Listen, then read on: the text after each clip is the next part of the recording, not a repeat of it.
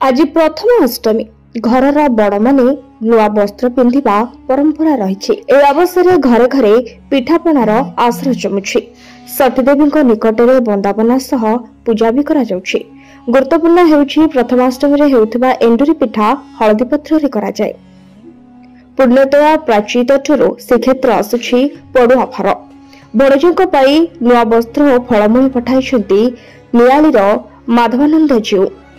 मामू पठाइथिबा वस्त्र पिंधि पढ़ुआ होउछन्ति बड़ ठाकुर।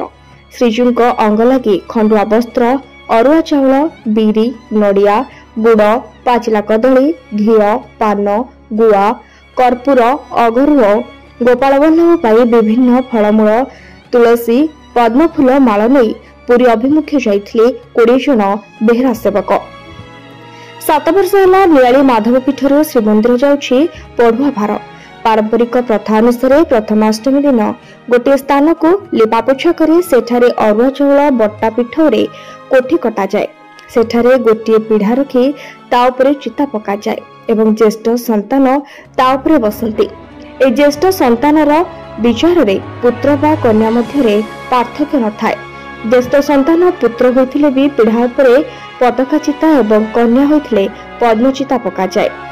ता ऊपर बसी पुत्र बा कन्या बंदापना हुंती। ए उपलक्षे घरे एंडुरी पिठा और खीरिसा आदि प्रस्तुत करा जाय। सतीदेवी को समर्पण करा जाय एवं ज्येष्ठ संतान को खाइबा को दिया जाय। घरर अन्य समस्त मध्य याको खाइ थांती। साधारणतः मामू घर पक्षर प्रथमाष्टमी दिन बड़ भणजा बा बड़ भाणीजी को श्रद्धार सह परुआ करा जाय थाए।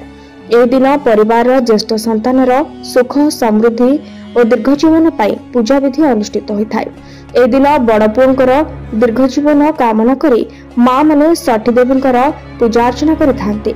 परंपरा अनुसार प्रथमाष्टमी दिन घरर ज्येष्ठ संतान से झील हो कि पुओ तांको नुआ वस्त्र पिंधाई ठाकुरଙ୍କ आगरे पीढ़ा उपरे बसाई दुई कानरे फूल और मुंडरे चंदन लगाई दुब बरकोली पत्र हलदी मिशा चाउल माँ माने बंदापना करिथांती।